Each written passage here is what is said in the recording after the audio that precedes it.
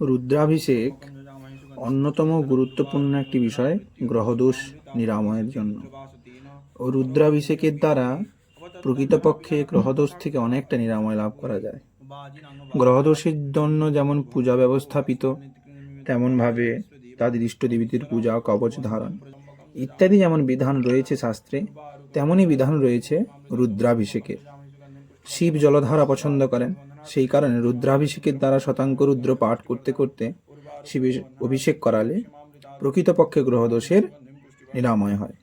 যারা এইরকম গ্রহদোষজনিত সমস্যায় ভুগছেন তারা অবশ্যই রুদ্রাভিষেক করান। এটি আমার ব্যক্তিগত পরামর্শ এবং শাস্ত্রেও বহু উল্লেখিত। আমরা বহুজন রুদ্রাভিষেক করে এরকম ফল দেখেছি। অতএব যাদের এরকম সমস্যা আছে তারা রুদ্রাভিষেক করান। প্রয়োজনে যোগাযোগও করতে পারেন নিচের হোয়াটসঅ্যাপ নাম্বারটিতে। রুদ্রাভিষেকের দ্বারা কিন্তু প্রকৃতপক্ষে গ্রহদোষ